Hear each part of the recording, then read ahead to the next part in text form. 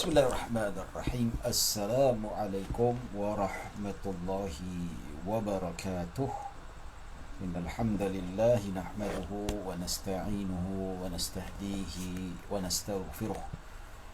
Wa na'udzu billahi min shururi anfusina wa min sayyiati a'malina. Man yahdihillahu fala mudilla lahu wa man yudlil fala hadiya lahu. أشهد أن لا إله إلا الله وحده لا شريك له وأشهد أن سيدنا محمدا عبده ورسوله اللهم صل وسلم وزد وبارك على سيدنا محمد عبدك ورسولك النبي الأمي وعلى آله وصحبه أجمعين سبحانك لا علم لنا إلا ما علمتنا إنك أنت العليم الحكيم رب اشرح لي صدري ويسر لي أمري wahlul 'uqdatan min lisani yafqahu qawli amma ba'd. Alhamdulillah, thumma alhamdulillah, bersyukur pada Allah Subhanahu wa taala atas nikmat serta limpahan kurniaan yang Allah berikan kepada kita.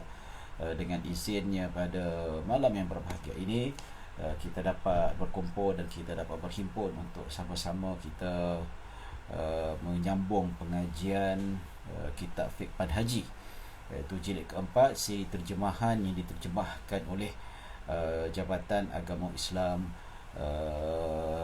Negeri Sembilan. Jadi tuan-tuan, jadi insya-Allah pada malam ini kita akan sambung bab berkaitan dengan aib yang berkaitan dengan fasah perkahwinan. Ya, ini kalau kita nak ceritakan tentang fasah ni, dia lebih luas sebenarnya. Dia ada kuasa hak hakim ataupun pemerintah ataupun yang diwakilkan oleh pemerintah. Tapi hari ini kita nak cerita tentang apa yang dinamakan sebagai fasah perkahwinan itu sendiri, ya, melalui aib. Ya, dia ada sebab, macam kalau contoh-contoh, kalau macam ialah ada beberapa perkara enactment yang telah dikubal oleh Jabatan Kehakiman Negara, ya, termasuklah negeri-negeri mana tuan-tuan apa-apa yang dirahmati Allah Subhanahu wa taala, maka dijatuhkan hukum. Contoh kan, tak bagi nafkah berapa lama ataupun menghilangkan diri. Termasuk jugalah ada kes yang suami dalam penjara. Maka disebutkan dalam hal ini itu dibolehkan hakim menjatuhkan fasakh, atau iaitu membatalkan perkahwinan itu sendiri. Itu tuan-tuan bapa yang dirahmati Allah Subhanahu wa taala. Okey, insya-Allah kita akan bincang dengan lebih mendalam dan kita akan bincangkan lebih terperinci, insya-Allah. Jadi kalau ada masa terluang dan seumpamanya. Baik, kita masuk fasah perkahwinan kerana aib. Maksud fasah ni apa? Fasah ni membubarkan perkahwinan. Dia membubarkan perkahwinan, iaitu fasah ni dalam erti kata memfasahkan perkahwinan walaupun dari segi sudutnya itu suami tak redha.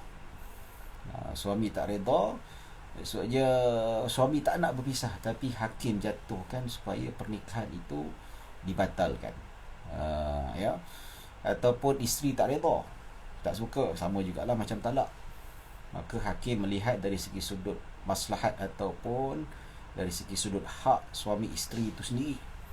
Maka apabila dilihat contohnya aib ataupun ada kepincangan ataupun kekurangan yang memberi hak kepada suami itu, maka di situ kita akan nampak dan kita akan lihat syariat membenarkan untuk fasakh walaupun pasangan itu tak redha. Contohnya suami minta fasakh pasal isterinya ada masalah seksual, ya, yang tidak boleh diubati. Maka difasahkan walaupun isteri tak redha. Ataupun yang sebaliknya, isteri meminta fasah daripada hakim sebab apa? Suami dia tak ada kemampuan seksual, hati pucuk dan seumpamanya. Maka hakim boleh fasahkan dan boleh membatalkan perkahwinan. Ya. Baik tuan-tuan dan puan-puan dirahmati Allah Subhanahu wa taala. Jadi kalau talak ni dia kuasa suami lah. Suami yang jatuhkan talak. Ya, tak ada kuasa pada hakim. Hakim tak jatuhkan talak. Hakim dekat Malaysia ni dalam konteks dia mengesahkan talak itu jatuh ataupun tidak. Contoh Ada orang dia ceraikan isteri melalui SMS ataupun WhatsApp. So dalam mazhab Syafi'i, kalau talak melalui tulisan ataupun daripada mesej, maka ia dikira sebagai kinayah. Dia bukan kita lafaz sarih. So bila lafaz kinayah ni tuan-tuan, maka hakim akan siasat dulu. Dia akan panggil si suami pergi ke mahkamah. So akan tanya, kamu tulis WhatsApp ni, betul saya tulis, apakah niat kamu menulis aku ceraikan engkau? Contoh pada isteri kan, dia kata saya gurau-gurau saja, saya bukan niat, saya bukan untuk cerai. Kata cerai badannya, cerai susu ke apa kan, maka tak jatuh talak walaupun disebut perkataan cerai. Sebab apa? Penulisan dengan mulut tak sama, dia ada perbezaan dari segi sudut jatuh ataupun tidak. Maka kalau hakim kata yang sesuami mengaku bukan niatnya untuk menceraikan, maka tak jatuh talak lah. Nampak? Ya, begitu juga kalau penceraian melalui sarih, so dibawa ke mahkamah. Saya bawa mahkamah, dia kata lafaz apa yang kamu gunakan? Saya gunakan aku ceraikan engkau. Lafaz tu bila dia cakap macam tu, maka jatuh talak. Sebab apa? Walaupun tanpa niat, dikirakan sebagai lafaz sarih, sudah dikira menjatuhkan talak itu sendiri. Jadi tuan-tuan dan puan-puan dirahmati Allah Subhanahu wa taala, maka di sini kalau kita lihat itu beberapa perkara yang kita bincangkanlah, perkara tentang peranan hakim dalam menentukan fasakh, dan begitu juga talak. Hakim tidak ada kuasa penuh untuk menjatuhkan talak. Talak ni hanya jatuh kepada pihak suami, tapi ada beberapa kes yang hakim boleh menjatuhkan talak secara taqyid. Ya. Baik, kita nak tengok fasakh. Kita dah terangkan dah, fasakh ni kuasa hakim semata-mata, bukan suami. So dia boleh difasahkan. So antara perbezaan fasakh itu lagi, kalau kita tengok dia membezakan antara talak dengan fasakh, iaitu lepas talak ada rujuk. Ada rujuk, boleh rujuk lah dalam tempoh iddah. Manakala kalau berlakunya fasakh selepas persetubuhan, isteri itu dalam keadaan iddah, tidak ada rujuk, dia kena akad nikah baru. Nampak tak? So, kalau si suami nak nikah dalam tempoh iddah tu boleh, tapi nikah lah, dia bukan rujuk. Dia kena ada nikah, kena ada rukun-rukun nikah dan seumpamanya. Kena mahar yang baru.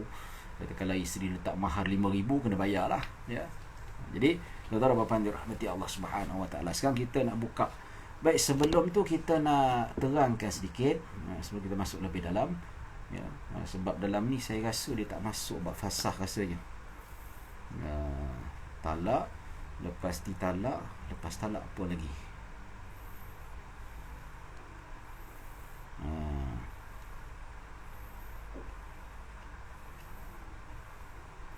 Talak panjang. Lepas talak zihar, iddah, nafkah. Lepas itu penyusuan, hukum penyusuan dan berkaitan dengannya.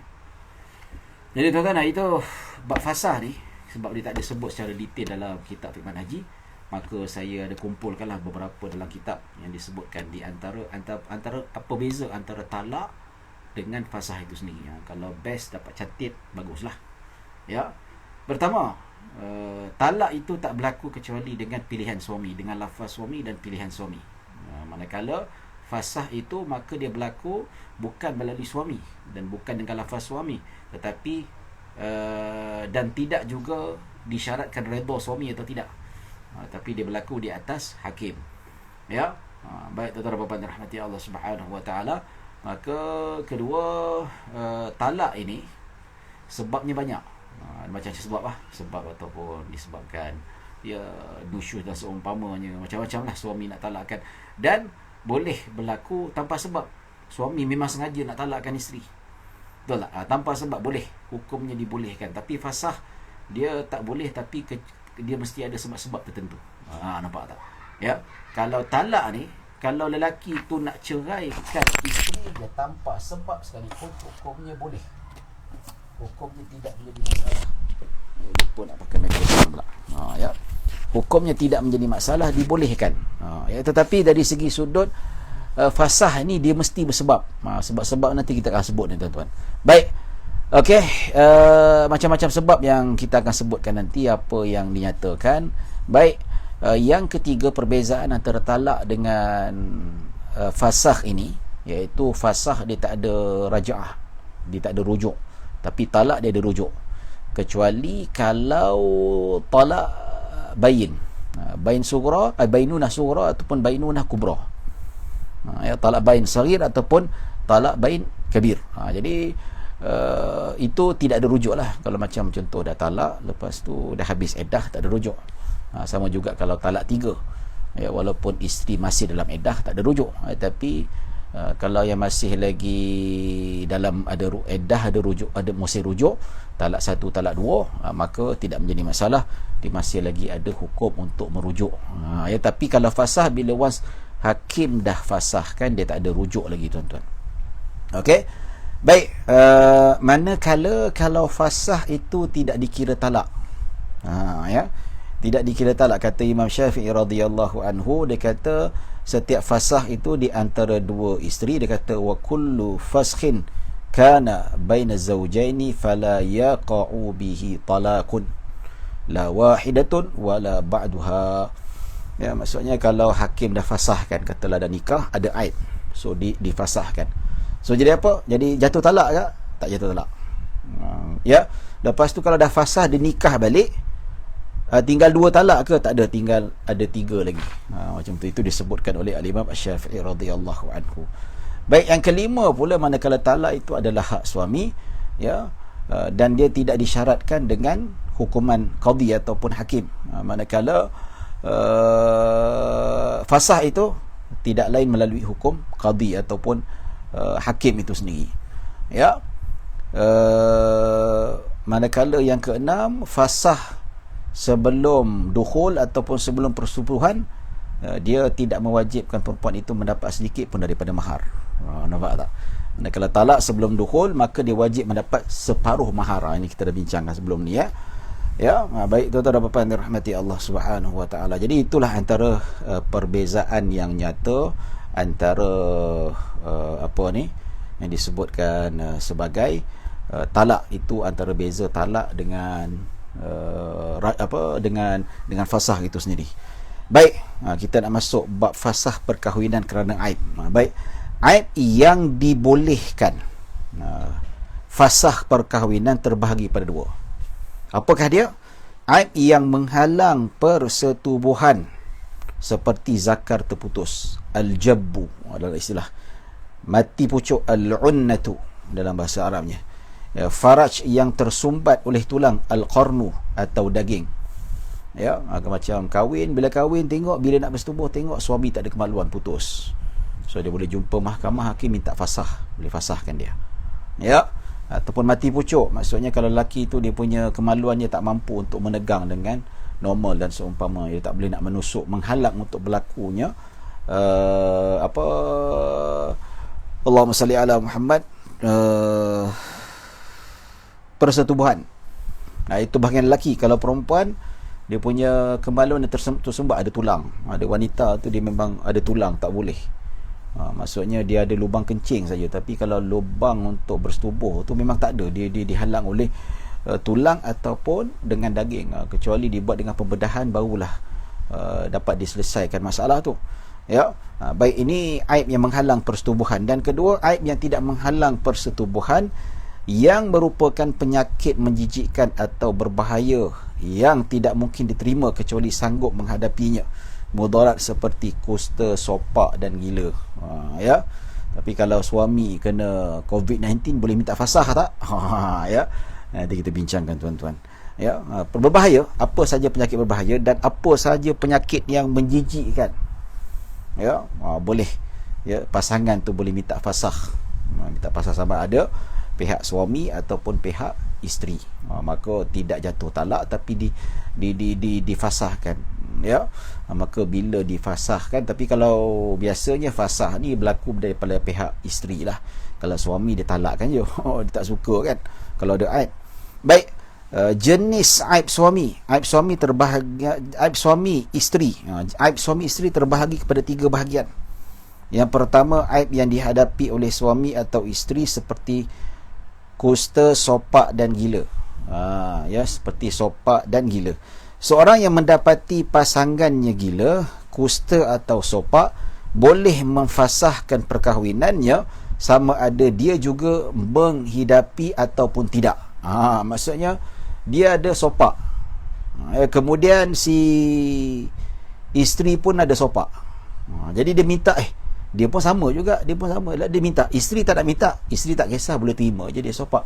Tapi dia yang sopak tak sedari tu, dia nampak isteri tak sopak, maka dia nak minta cerai pun boleh juga, tak ada masalah. Hal ini adalah kerana seorang yang biasanya benci akan melihat penyakit orang lain berbanding dirinya sendiri. Yalah, biasalah, kahwin ni kena ada cinta, tapi kalau dah benci, dah tak suka, dah tak selera tengok disebabkan penyakit, maka boleh dijatuhkan fasakh itu sendiri dalam perkahwinan.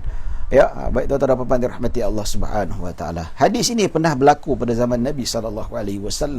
Dari riwayat Al-Baihaqi, yang mana di mana disebutkan dalam hadis yang diriwayatkan oleh Ibnu Umar radhiyallahu anhuma, Nabi SAW mengahwini seorang wanita keturunan Ghifar.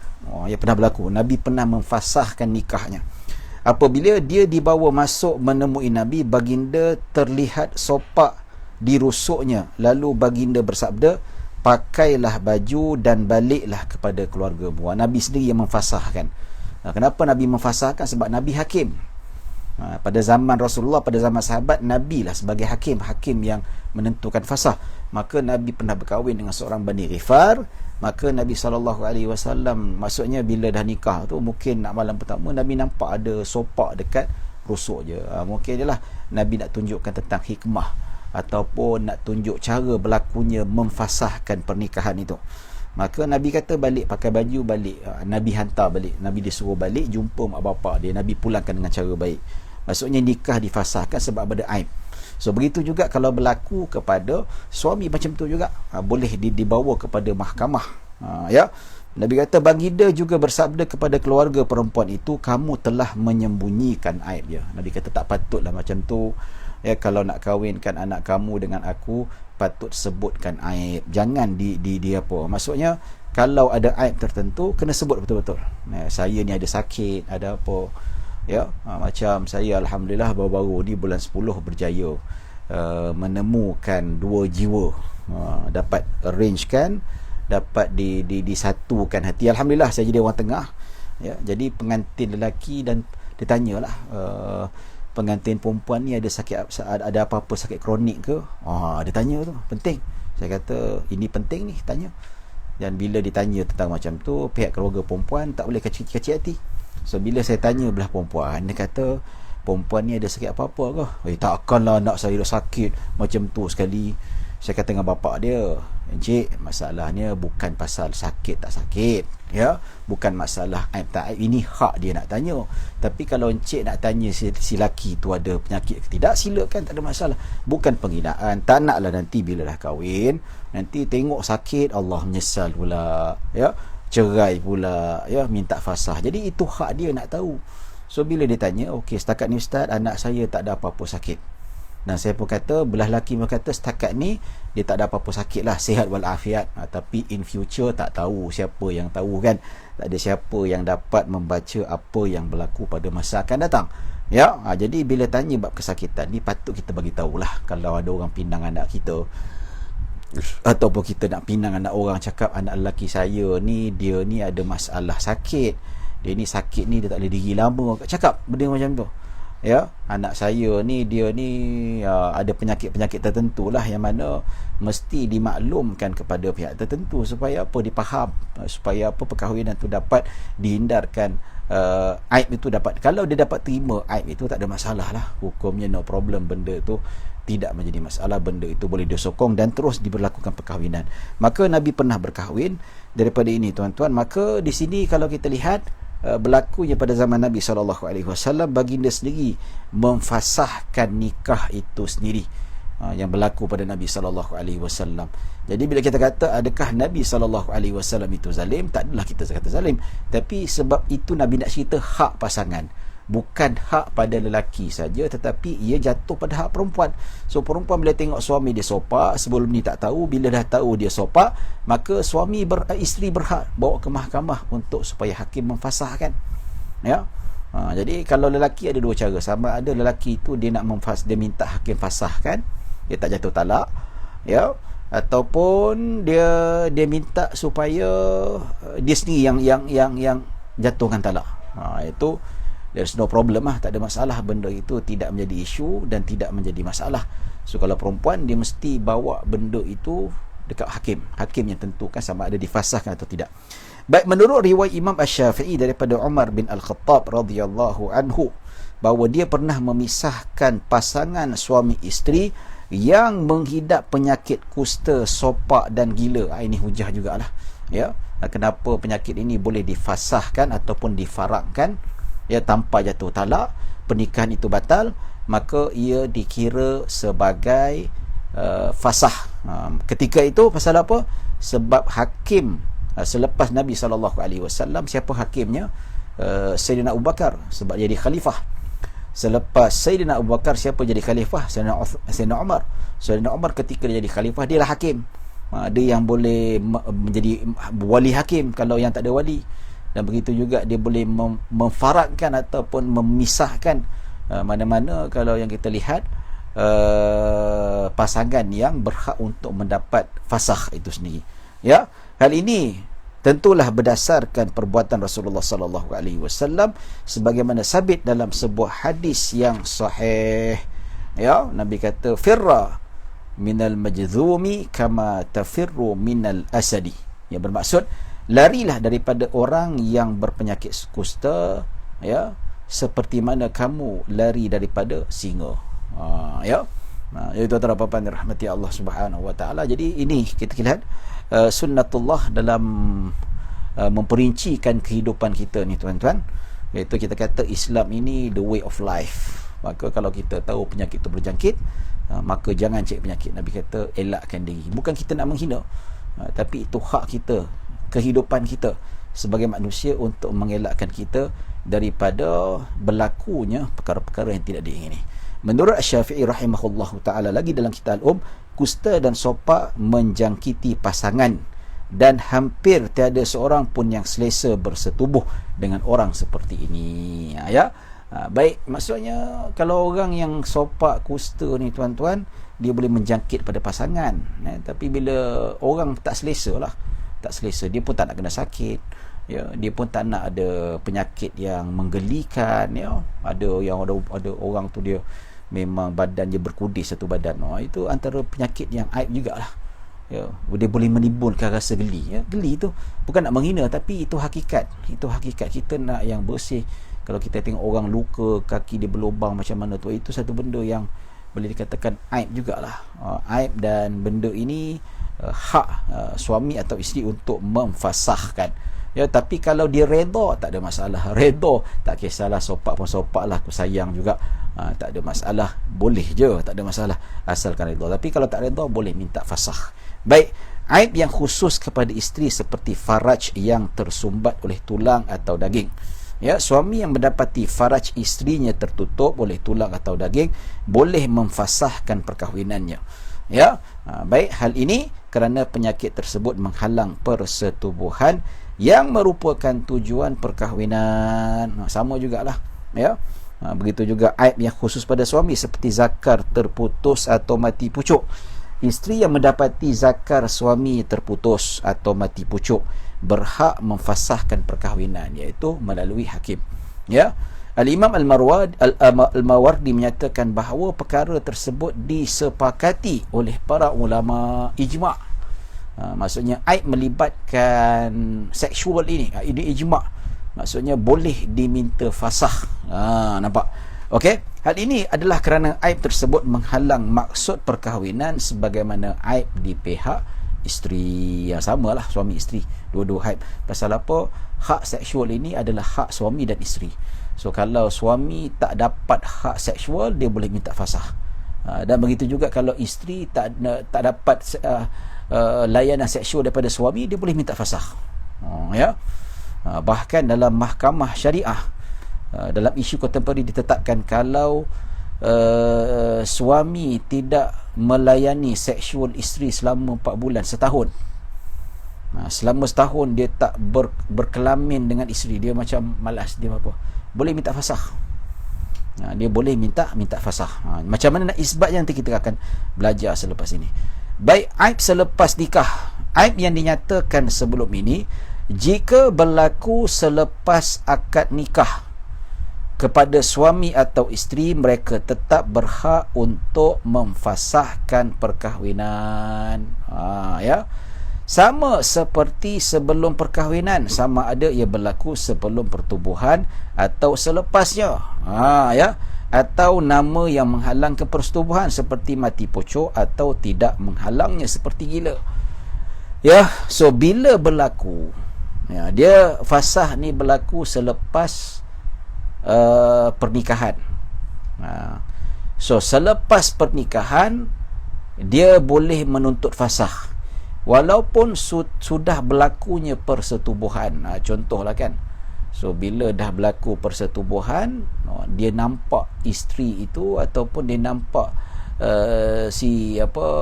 isteri itu dia sopak, ya, dia sopak, dia boleh minta fasah. Ya, dia boleh minta fasah itu sendiri. Ya, tapi bezanya kalau sebelum perkahwinan dan selepas perkahwinan dia ada perbezaannya. Ya, so katakanlah dia bersetubuh, dia pun nampak dekat belakang isterinya ada sopak, ada bernanah kudis dan sebagainya. Jadi lepas bersetubuh tu barulah dia tak timbul rasa dia nampak suami ada macam ada nanah, ada macam penyakit kulit yang berjangkit kat belakang tu, ya, maka dia pun lepas bersetubuh tu dia kata nak pergi mahkamah lah, saya tak boleh dengan abang lah, ini bos sekali, tapi kalau hari-hari, kalau bila-bila lagi nak bersama dengan abang, saya tak boleh nak hidup macam ni. Ya, jadi nak pergi mahkamah, jumpa hakim supaya hakim batalkan, supaya hakim menggugurkan perkahwinan ini. Ya, boleh tak? Boleh berlaku. Hakim dah pastikan ini penyakit yang menjijikkan, maka jatuh fasah, perkahwinan itu dibubarkan, maka wanita itu tidak mendapat mahar, dan begitu juga wanita itu tidak ada rujuk. Tidak ada rujuk maksudnya suami tak boleh rujuk dalam keadaan edah. Tapi edah ada tak? Edah tetap ada. Sebab apa? Sudah berlaku persetubuhan. Tapi kalau tidak berlaku persetubuhan, difasahkan terus, ada edah tak? Tak ada edah.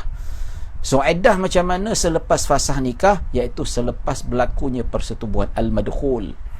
Ya, al-madkhul maksud di sini berlakunya persetubuhan. So difasahkan. Tengok kalau wanita yang normal biasanya ada haid 3 kali suci. Manakala wanita yang mengandung selepas dilahirkan anak. Dan begitu juga berlakunya kalau perempuan yang dah tua, macam mana? 3 bulan katakanlah yang menopause, tak ada haid, tak ada apa, maka dia punya eddahnya 3 bulan qamariyah. Nampak tak? Jadi ikut turutan macam tu kalau berlaku selepas dukhul. Ya. Baik, bagaimana aib yang boleh dirawat? Faraj yang tersumbat oleh tulang atau daging yang boleh dirawat melalui pembedahan dengan persetujuan isteri, maka suami tidak lagi berhak memilih untuk memfasahkan perkahwinan tersebut. Katakanlah isteri itu dia ada tulang ataupun daging, maksudnya suami tak boleh menikmati farajnya macam mana. So, okey, kalau tak nak fasah, awak kena melakukan pembedahan. Ya, pakai duit awak sendiri. Nampak tu? Ya, pergi dekat apa? Jadi kalau setuju, suami tidak boleh memfasahkan nikah. Tidak boleh menuntut fasah daripada hakim. Ya. Tetapi kalau isteri menolak, tak nak abang, saya takut dah bedah-bedah ni semua. Ya, kalau awak tak nak bedah, awak nak biar macam ni saja. Jadi boleh minta fasah. Tapi kalau isteri setuju nak melakukan pembedahan untuk buang daging ataupun tulang itu, tapi suami nak minta fasah, hakim tidak boleh bagi fasah. Ya, hakim suruh melakukan pembedahan. Tapi kalau pembedahan itu gagal, masih tidak boleh melakukan seks dan sebagainya, barulah hakim itu menjatuhkan fasah. Begitu juga penyakit gila, sopak dan kusta yang boleh dirawat melalui kaedah perubatan. Ya, hal ini adalah kerana sebab yang boleh memfasahkan, fasah telah gugur. Sama juga, ya, kalau yang mati pucuk boleh diubati, disahkan oleh doktor kata okey, ni mati pucuk ni kalau makan ubat, ada treatment dia boleh baik, okey. So tak boleh difasahkan. Ya, maksudnya isteri tidak boleh menuntut fasah. Itu pun sama juga. Kalau kata isteri kata hakim, saya ni dah berapa kali minta supaya dia berubat, dia tak nak berubat, di ego ni. Ya, sampai setahun lah saya tak merasa hubungan seksual. So hari ni saya dah tak tahan sangat, saya nak minta fasah. Ya, hakim kata kenapa tak berubat? Saya okey lagi lah, ini tiba-tiba nak suruh. Ini lelaki, ego dia macam-macam. Sama juga kalau bab yang kalau dah pasangan dah lama tak ada anak kan. So bila dah lama tak ada anak tu, maka isteri pergi cek. So bila isteri pergi cek, dia ajak suami sekali, saya okey lah, awak tu pergi dia cek. Sekarang ni masalah yang berkait rapat dengan kemandulan ini bukan lelaki, perempuan saja. Lelaki pun ada 40% dekat Malaysia ni tuan-tuan. Ya, kajian menunjukkan, membuktikan bahawa kemandulan adalah perempuan 60% lebih banyak lah. Tapi kemandulan juga disebabkan lelaki 40%. Jangan main-main. So benda ini berlaku. Kadang-kadang bila suami yang ada masalah ereksi, dia segan ataupun ego, maka dia boleh menuntut fasah. Walaupun boleh berubat, tapi disebabkan suami itu ego, maka dia boleh menuntut fasah pasal kedegilan suaminya itu, sehingga dia tidak mendapat hak nafkah batin daripada suaminya. Ya. Baik tuan-tuan dan puan-puan dirahmati Allah Subhanahu wa taala. Baik, hak memfasahkan perkahwinan. Ya. Wali bagi perempuan berhak memfasahkan perkahwinan jika mendapat aib pada suami wujud sebelum akad nikah. Ya. Sama ada perempuan itu bersetuju atau tidak. Ya. Hal ini disebabkan wali akan berasa malu dengan aib tersebut. Maksudnya berhak memfasahkan nikah sebelum akad nikah. Sebelum akad nikah. Memfasahkan perkahwinan. Jika ini maksudnya dia nak minta, dia nak menentang lah, dia nak menentang, dia tak setuju, dia tak kasih perkahwinan itu diteruskan. Baik, ya, okey. Wali ni dia boleh memfasahkan nikah selagi mana belum berlaku persetubuhan. Ya, selagi mana sebelum akad nikah dia boleh halang pernikahan itu. Tak boleh, aku tak benarkan. Pasal apa? Pertama, disebab aib yang ada pada suami tu. Aku tahu dia penyakit sopak, doktor dah bagi tahu, dia sorokkan. So dia boleh memfasahkan. Hakim boleh menghalang wali perempuan itu tidak menikahkan, membatalkan majlis perkahwinan itu. Ya. Dan selepas nikah, habis nikah, dapat surat doktor pula yang si suami itu ada penyakit yang berbahaya, penyakit mental dan sebagainya, yang boleh membahayakan isteri, maka dia minta fasah. So hakim boleh fasahkan dengan ada bukti lah.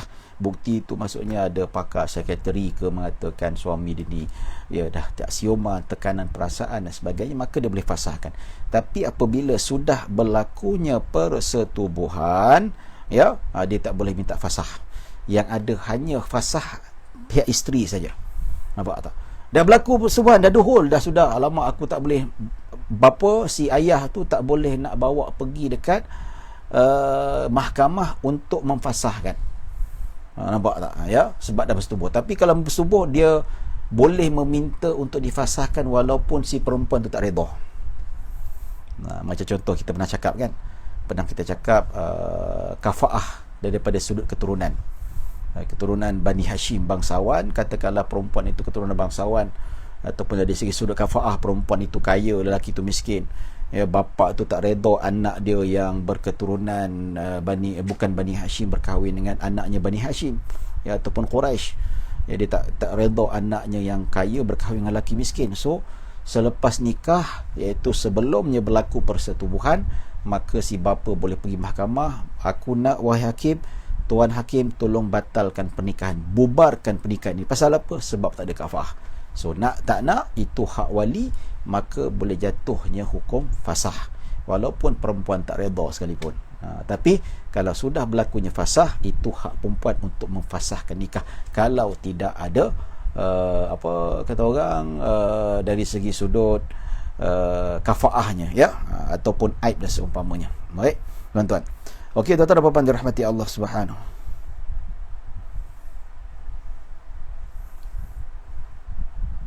Okey, fasah dilakukan dengan segera, maksudnya pilihan memfasah perkahwinan dengan aib tersebut hendaklah dilakukan dengan segera.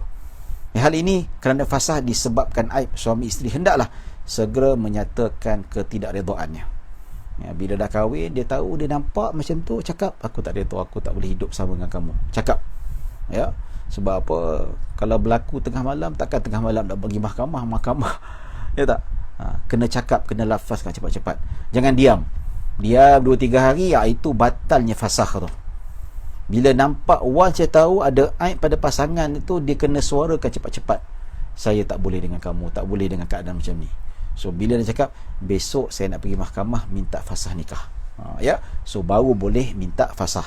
Tapi kalau dia tak menyatakan ketidakredaannya, mengambil masa yang lama, nampak ada nanah, ada bisul yang apa semua lah, macam ada penyakit kusta, sopak kan, dan dia macam mana tu, Allahu Akbar, geli lah. Siap seminggu, lepas seminggu barulah jumpa hakim, saya nak minta fasah.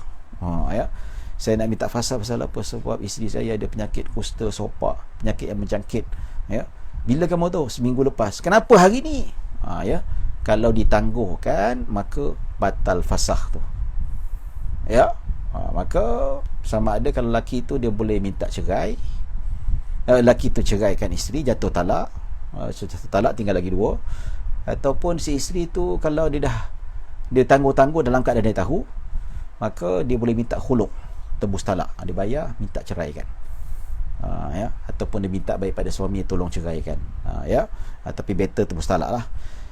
Baik, jika seorang daripada pasangan itu mengetahui aib pasangan tetapi mendiamkan diri, maka gugurlah hak untuk menuntut fasahnya. Dapat tahu aib, terus cakap, abang mati pucuk, saya tak redha. Kena cakap. Kalau diam lama-lama, maka fasah tu tak ada hak lagi dah. Walaupun 1 hari, dia kena cakap. Tahu aja kena cakap. Kena jelaskan. Maka gugurlah haknya untuk menuntut fasah. Lainlah jika dia tidak mengetahui haknya itu. Oleh itu, hak menuntut fasah tersebut tidak gugur. Kalau dia tak tahulah, maksudnya dia ni jahil dalam bab munakahat. Dia tak tahu bahawa kalau ada aib boleh tuntut fasah. Dia tak tahu. Lepas sebulan baru dia tahu, rupanya boleh tuntut fasah. Selamanya aku diam ni, aku tak tahu hak aku, tak ada siapa bagi tahu hak aku. Itu tak apa, tidak menjatuhkan. Sebab apa? Atas kejahilan dan pengetahuannya tentang perkara itu. Tuan-tuan dan puan-puan rahmati Allah Subhanahu wa taala. Ada soalan ke? Soalan nanti kita boleh tutup pada penghujung ini. Baik, tuan-tuan dan puan-puan rahmati Allah Subhanahu wa taala. Permohonan fasah perlu dikemukakan kepada hakim. Suami atau isteri tidak boleh memfasahkan perkahwinan disebabkan aib tersebut bersendirian. Aku fasahkan nikah, kata suami, tak boleh. Isteri kata aku fasahkan nikah, tak boleh. Dia kena jumpa hakim. Maksudnya mestilah membawa perkara itu ke mahkamah untuk menuntut fasah. Jika hakim mendapati aib itu benar-benar wujud, maka hendaklah dia memfasahkan. So fasah ini adalah hakim yang mengesahkan. Tak boleh daripada pihak perempuan ataupun pihak lelaki saja yang mengesahkan diri sendiri. Baik, tempoh dalam masalah mati pucuk. Ini disebutkan, disebutkan jika suami terbabit dalam penyakit mati pucuk, hakim hendaklah memberi tempoh selama 1 tahun qamariah. Hal ini kerana kemungkinan mati pucuk boleh disembuhkan dengan perubahan musim. Mungkin musim panas dia tak bangun, tapi musim sejuk dia bangun. Tapi zaman sekarang ni dia tak ada isu lah, dia boleh jumpa doktor boleh sahkan. Jadi mati pucuk ni tidak boleh diubati, disebabkan sebab-sebab tak dapat nak dielakkan. Mungkin ada sebab kencing manis ke, ataupun disebabkan macam-macam faktor-faktor tertentu. Jika aib itu hilang dalam tempoh tersebut, maka perkahwinan diteruskan. Sekiranya tidak, perkahwinan itu hendaklah difasahkan. Maksudnya kalau mati pucuk, dia boleh tunggu 1 tahun. Kalau 1 tahun tak baik juga, maka fasah. Hal ini berdasarkan daripada hadis yang bermaksud daripada Umar bin Al-Khattab radhiyallahu anhu yang berkata tentang lelaki yang mati pucuk, dia diberikan tempoh selama 1 tahun kalau dia mampu mengatasinya. Jika tidak, kedua-dua suami isteri itu dipisah. Isteri tersebut berhak mendapat mas kahwin dan hendaklah beriddah. Jadi perempuan yang walaupun difasahkan, dia mestilah juga dikira sebagai beredah juga, dia kena melalui proses beredah. Ya. Sebab apa? Sebab kemungkinan berlaku persetubuhan tapi mungkin tak sempurna dan sebagainya. Ya. Jadi tuan-tuan dan puan dirahmati Allah Subhanahu wa taala. Apa lagi? Dah 9.30 dah. Cepat masa berlalu. Okey. Baik, bagi saya, kalau tak tahulah kalau dalam pengamalan dalam mahkamah macam mana, saya tak pasti. Ya, adakah kena tunggu setahun ataupun dapat surat doktor? Hakim boleh serahkan pengesahan daripada doktor. Kalau doktor tu kata tidak ada ubatnya, maka boleh dijatuhkan fasah serta-merta. Dia kata penyakit mati pucuk ni terlalu kronik, tidak cukup masa setahun, mungkin menggal masa bertahun-tahun. Contohnya doktor kata boleh sembuh, ya, tapi tak cukup setahun, mungkin memakan masa 2-3 tahun, maka hakim boleh fasahkan. Takkan si isteri nak tunggu 2-3 tahun. Ini tidak adil, ya. Tapi kalau doktor kata okey, disahkan ikut pengalaman doktor ataupun pengamalan kami, dia boleh disembuh dalam tempoh sebulan, 2 bulan. So hakim tidak boleh menjatuhkan fasah itu sendiri ataupun tidak boleh membubarkan perkahwinan. Tapi kalau doktor kata boleh sembuh tapi take time, biasanya 2-3 tahun ataupun 5 tahun, itu ya, walaupun ada harapan untuk sembuh tapi lebih daripada setahun. Ya, kalau doktor kata okey, biasanya boleh sembuh dalam tempoh 9 bulan, perempuan kata takkan saya nak tunggu 9 bulan. Ya, tapi memang dan nas kata macam tu, kita kata ya, doktor kata tak apalah, setahun. Sama juga dengan perempuan yang kena masalah daging tu kan, suami kena sabarlah, ya, kena tunggu setahun. Dan kalau dibaik, kalau hilang sendiri ke, itu boleh disabitkan, boleh tidak boleh jadikan fasah. Baik, cara mensabitkan mati pucuk, semua aib boleh sabit dengan pengakuan dan laporan doktor. Nampak zaman sekarang lah. Kalau zaman dulu tabib dia, tapi zaman sekarang ni dia dikira sebagai doktor lah, doktor yang tentukan. Tapi mati pucuk perlu disabitkan dengan pengakuan suami di hadapan hakim. Maksudnya pengakuan suami sendiri. Kalau suami tak nak mengaku, boleh ambil surat doktor yang mengesahkan lelaki ni fulan sekian. Atau dengan sumpah isteri apabila suami enggan bersumpah atau menafikan dirinya mati pucuk ketika meminta hakim buat demikian. Ya, ada suami ego, dia tak mengaku, saya tak ada mati pucuk, mana ada. Yang seksa isteri, dia kata demi Allah, ya, dah setahun dia tak sentuh saya, dah 2 tahun saya sabar je. Ya, ni jumpa lelaki lain yang sihat, saya nak kahwin dengan lelaki lain, saya pun nak ada zuriat juga. Dia hak dia lah, itu hak perempuan. Ya, tuan-tuan dan puan dirahmati Allah Subhanahu wa taala. Ya. Baik, kesan daripada perkahwinan yang difasahkan kerana aib. Ya, fasah yang dituntut oleh suami atau isteri kerana aib tersebut mungkin berlaku sebelum atau selepas persetubuhan. Ya, boleh berlaku. Maksudnya fasah itu tak kira lah, walaupun selepas berlakunya persetubuhan tetap juga boleh dituntut fasah, sama ada daripada suami ataupun isteri kepada hakim. Ya, atau aib itu wujud sebelum persetubuhan atau selepasnya. Ya, selepas persetubuhan dah kahwin 2-3 bulan, tiba-tiba muncul aib, pun tetap juga boleh dituntut fasah itu sendiri. Contoh kalau dah 10 tahun kahwin, tiba-tiba suami mati pucuk, itu hak isteri nak dapatkan, ya, maka aib itu dia boleh jumpa hakim, suami saya dah tak sehebat macam dulu lagi dah, contohnya lah, kita bukan menggunakan bahasa lucah, ya, tak boleh, dan dia memang tak boleh lagi dah, tak upaya nak masukkan kemaluannya ke dalam apa dia punya tu,